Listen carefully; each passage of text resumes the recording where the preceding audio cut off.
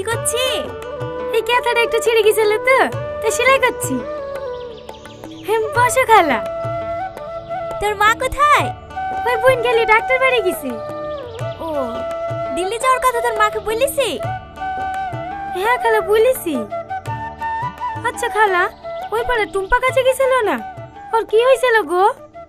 ওর কথা বলিস নি। আচ্ছা বেজাত মেয়ে, ওর কথা মানুষে কয়? কত সুন্দর একটা ফ্যাক্টরিতে কাজ দেখি তুনু, মাসে 20-25 হাজার টাকা করে ইনকাম হচ্ছিল। কম টাকার একটা ছেলের সাথে প্রেম করে পালিয়ে গেল, মাঝখান থেকে এখন আমাকেই দোষী করে। আমি যেন ওর মেয়েকে লেগে হারিয়ে থইছি। কেন, তোকে কেউ কিছু বলছিল নাকি? না না, ওই মা একটু ভয় করছে। ভালো আছো বোন? হ্যাঁ হ্যাঁ ভালো আছি। যা বুড়ি, তুই ঘরে গিয়ে একটু শোগা। সারা রাস্তা বমি করতে করতে গিয়েছে। ডাক্তারে কি বললো মা?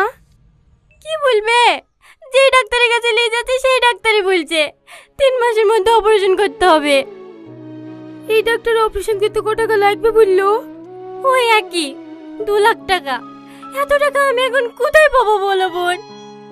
খাসের জায়গায় বাস করি, জায়গাটা বিক্রি করতে যে মেয়েটুককে বাঁচাবো সেই সামর্থ্যটুকু নাই। কাঁদো না বোন, সালমাকে আমার সাথে পাঠিয়ে দাও। 3-4 মাস দিল্লিতে কাজ করলে 1-8 লাখ টাকা ইনকাম হয়ে যাবে। আর আমাদের মহাজনটাও খুব ভালো, 2-50 হাজার টাকা অ্যাডভান্স নিয়ে দেবো, ওইতে ছোট বোনের অপারেশনটা হয়ে যাবে। খালা ঠিকই বলছে মা, আমাকে যেতে দাও, আমি আর ছোট কষ্ট দেখতে পাচ্ছি না। কিন্তু বোন, বিদেশ জায়গা, বুড়ি যদি কিছু হয়ে যায়। আরে কিচ্ছু হবে না, আমি আছি না। আমি সালমাকে নিজের মেয়ের মতোই দেখবো। আর ওখানে প্লাস্টিক ফ্যাক্টরিতে কাজ, প্রতিদিন 5-6 ঘন্টা করে কাজ করলেই হয়ে যাবে। ও, কোনো অসুবিধা হবে না তো?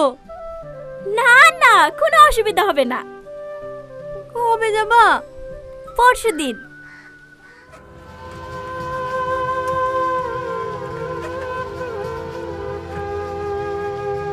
ওখানে পৌঁছাতে আর কতক্ষণ লাগবে খালা? এই তো কলকাতায় আসনু, হাওড়া থেকে রাতে ট্রেন ধরবো, কাল সন্ধ্যার মধ্যে পৌঁছে যাব। বাড়ির লেগে মন খারাপ করছে নাকি? না না, মন খারাপ করিসনি। এখানে তো মাটির বাড়িতে থাকিস, ওখানে বড় বড় বিল্ডিং, থাকা খাওয়ার কোনো অসুবিধা হবে না।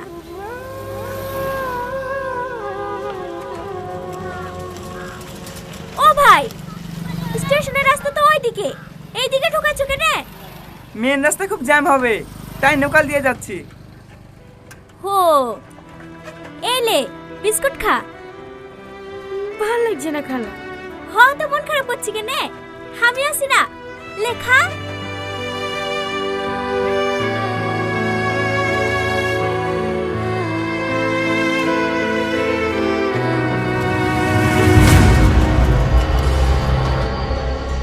চল।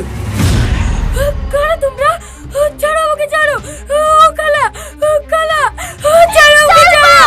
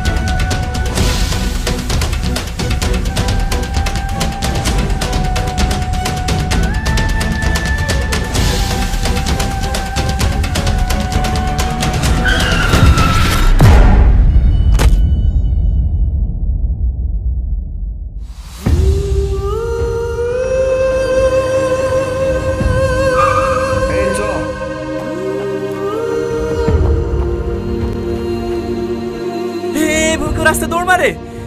ও আমার কোনো দোষ নাই, ওরা আমাকে তাড়া করছিল, ওদের জন্য আমার অ্যাক্সিডেন্ট হয়েছে। কারা? হে নূর সেলিম, একটা ট্যাক্সি ডাক, একে হাসপাতালে যেতে হবে। ঠিক আছে।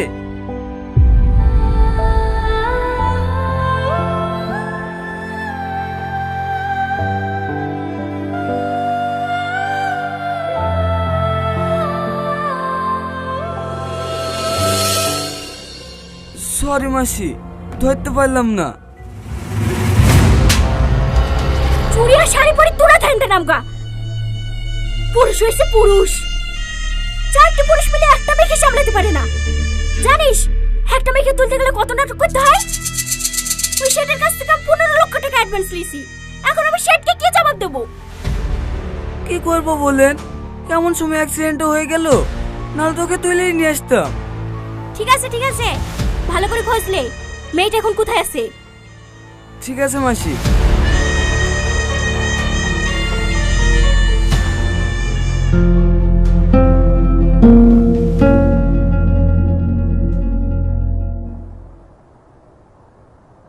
খালার কোনো নাম্বার নাই তোমার কাছে? না, সব ব্যাগেই ছিল। এই এত বড় শহরে তোমার খালাকে এখন কোথায় খুঁজবো বলো?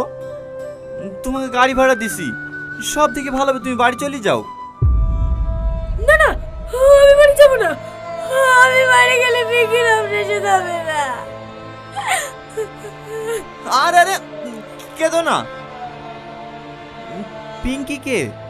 ও আমার বোন, ওকে আমি কথা দিয়েছি। এই পাগলি খাচ্ছে কেন? আমি কি একবারে লেগে চলে যাচ্ছি নাকি? 3 মাস পরেই চলে আসবো, আর এসেই আগে তোর অপারেশন করাবো। তুই আসলে কি আমি মরে যাবো না তো? চুপ, তোর এই বড় বোন বেঁচে থাকতে তোর কিচ্ছু হতে দেবে না।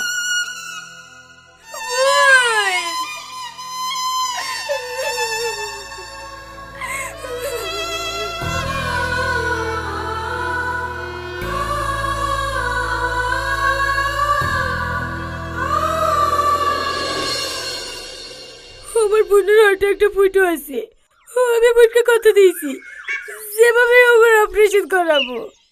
ওর জন্য আমি কালের সাথে দিল্লিতে কাজে যাচ্ছি না। আরে আরে কান্না করো না।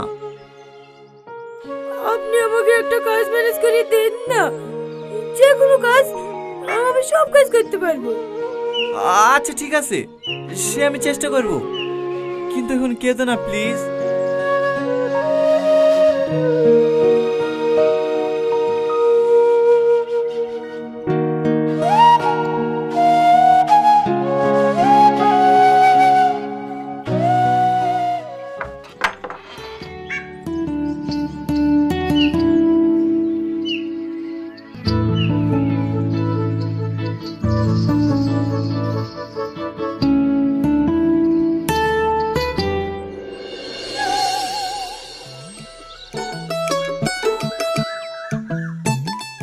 এখানে আমি থাকি, বসো।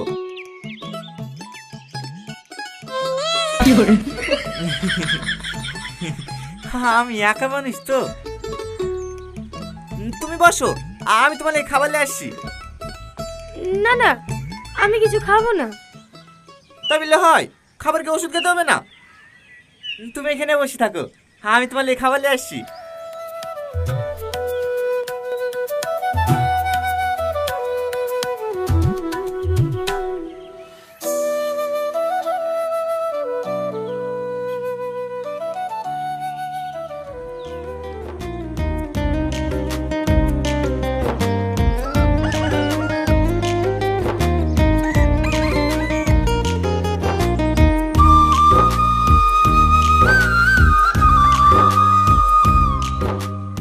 সালমা, সালমা।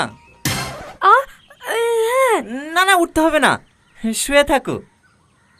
আমি ফ্যাক্টরি যাচ্ছি, ঘরে চাল সবজি সব রাখা আছে, যদি রান্না করতে পারো তাহলে রান্না করে খাইও, আর না পারলে এই টাকাটা রাখো, বাজার থেকে কিছু নিয়ে এসে খাবা।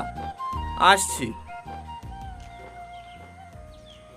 আর হ্যাঁ, আমার ফোনটা রেখে গেলাম, কোনো সমস্যা হলে রমজান ভাই বলে সেভ করে আছে, ওই নাম্বারটায় ফোন করবা। ঠিক আছে।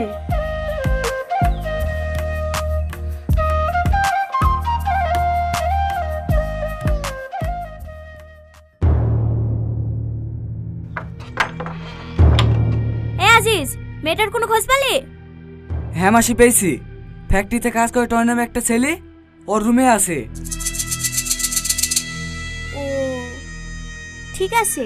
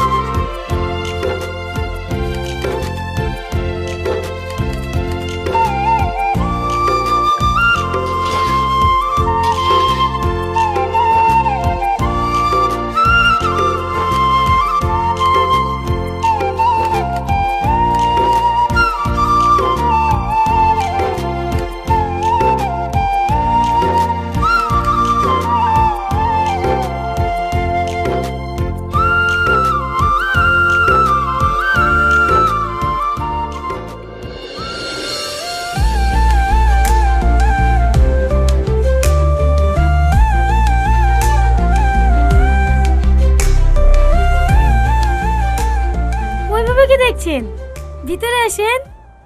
হ্যাঁ হ্যাঁ, খাওয়া দাওয়া করিস তো? না। কেন? খাবারের দোকান চিনতে পারোনি? দাঁড়াও, আমি তোমার খাবার আসছি। না না, আমি রান্না করেছি।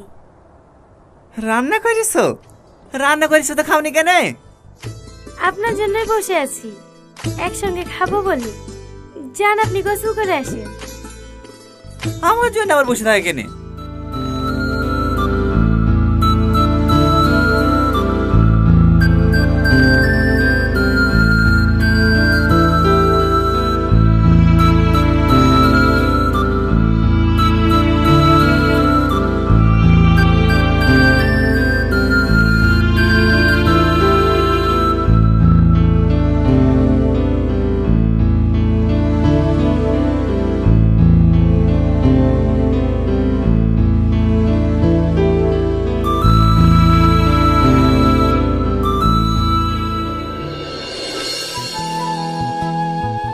রান্নাটা খুব সুন্দর হয়েছে।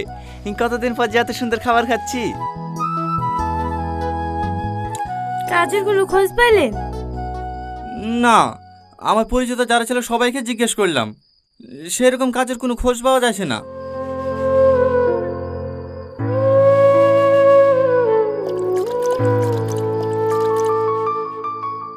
কি হলো, খাবা না? ভালো লাগছে না। আপনি দয়া করে একটা কাজের ব্যবস্থা করে দেন না, না হলে আমি আমার বোনটাকে বাঁচাতে পারবো না। ঠিক আছে ঠিক আছে, তুমি খেয়ে নাও, আমি কালকে তোমাকে একটা কাজের ব্যবস্থা করে দিছি। সত্যি বলছেন? হ্যাঁ। ঠিক আছে, তোমাকে অনেক অনেক ধন্যবাদ। সরি। কেন? আপনাকে তুমি করে বলে ফেলেছি তো, সেই জন্যে। আরে কোনো ব্যাপার না, আপনি ডাকতে কেমন পর পর লাগে। তুমি আমাকে তুমি করেই বলো। ঠিক আছে।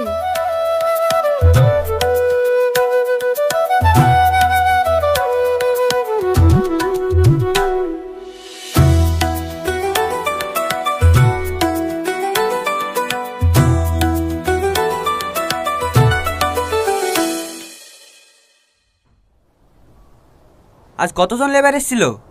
212টা স্যার। ও, 3 নম্বর গোডাউনটা ভর্তি হয়ে গেছে? হ্যাঁ স্যার, হয়ে গেছে। দাদা আসবো? আরে টনি, হাই আই বস। কিছু বলবি? হ্যাঁ দাদা, আমার কিছু টাকা লাগবে। কত লাগবে? 1010 দিলে হবে? না দাদা, আমার 2 লক্ষ টাকা লাগবে। 2 লক্ষ টাকা? কত টাকা কি করবি? বিয়ে করছিস নাকি? না না দাদা, বিয়ে করলে আপনি জানবেন না, আমার বোনের অপারেশন করতে লাগবে। তোর বোন? এই টনি, তুই তো আমাকে বলেছিলি এই পৃথিবীতে তোর বাপ মা ভাই বোন বলতে কেউ নাই, তুই অনাথ। এখন বোন পেলি কোথা থেকে? আমার আপন বোন না দাদা, ওই পরশুদিন একটা মেয়ের অ্যাক্সিডেন্ট হয়েছে বললাম না, ও আর বোন। মেয়েটা কাজ পাওয়ার জন্য অনেক কান্নাকাটি করছে। 3 মাসের মধ্যে ওর বোনের অপারেশন করতে না পারলে ও আর বোনটা মারা যাবে, তাই আমি টাকাগুলো দেব। সত্যি তোর মনটা অনেক বড়। এই নে, 1,000 টাকার প্রয়োজন হলে বলতে দ্বিধাবোধ করিস না। ঠিক আছে দাদা।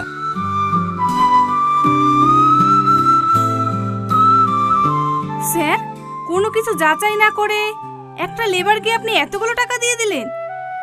এসব কি বলছো তুমি? এগুলো ওরই টাকা। মানে? আজ থেকে 5 বছর আগে এসেছিল এই ছেলেটা। ওর আপন বলতে কেউ নেই তো, তাই ওর কাজের সমস্ত টাকা আমার কাছেই জমিয়ে রাখে। এই পর্যন্ত 20 লক্ষেরও বেশি টাকা জমিয়ে ফেলেছে, কিন্তু কোনোদিনও দেখলাম না ওর নিজের জন্য টাকা নিতে। ছেলেটা সত্যি পরোপকারী ছেলে, আমার খুব ভালো লাগে ওকে। এই পৃথিবীতে এরকম মানুষও আছে?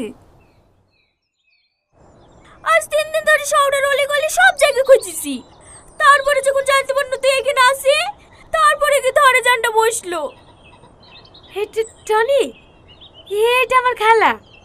ও, ভালো আছেন খালা? হ্যাঁ, আমি তো ভালো আছি। তুমি আমার মেয়েটুককে যেভাবে আগলে রেখেছো, তোমার এই ঋণ আমি জীবনে শোধ করতে পারবো না। আরে না না খালা, আমার জায়গায় অন্য কেউ থাকলে এটাই করতো। থাকো বাপ, চমা, আর না হলে আবার ট্রেনটা মিস হয়ে যাবে। তুমি আবার দিল্লি যাচ্ছ নাকি? হ্যাঁ। তোমাকে আর দিল্লি যেতে হবে না, বাড়ি ফিরে যাও। কেন মধু? ও কাজে না গেলে বোনের অপারেশন করাবে কি করে? ও ব্যবস্থা আমি করে ফেলেছি। এই নাও সালমা, পুরো 2 লাখ টাকা আছে। টাকা আমি নেবো কিভাবে? ধরো তো, তোমার বোন আমার বোন না? কিন্তু আচ্ছা ঠিক আছে, ধার হিসেবে রাখো, যদি কোনোদিন পারো তাহলে ফেরত দিয়ে দিও। কেমন? সত্যি তোমার মতো মানুষ হয় না। আরে আরে, আবার কান্না কেন? চলো তোমাকে বাসে তুলে দিয়ে আসি। তুমি আবার কষ্ট করবে কেন? হ্যাঁ, আমি সালমাকে বাড়ি নিয়ে যাবো। কেন, আপনি দিল্লি যাবেন বললেন যে? ও দিল্লি পরে যাব, আগে সালমাকে বাড়ি পৌঁছে দিয়ে আসি। না হলে ওর মা বলবেন না মেয়েটাকে সঙ্গে করে নিয়ে গেল, একা একা বাড়ি পাঠিয়ে দিচ্ছে। চ মা।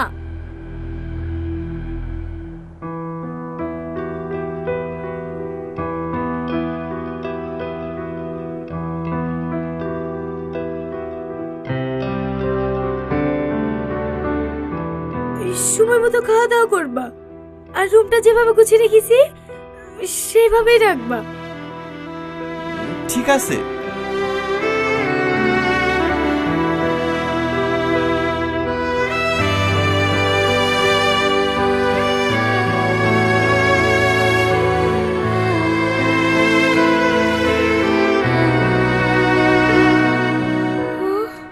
কিছু বললা?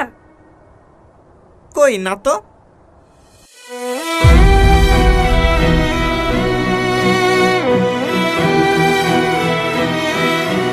চলো ভাই, আমাদের আবার বাসে লেট হয়ে যাবে।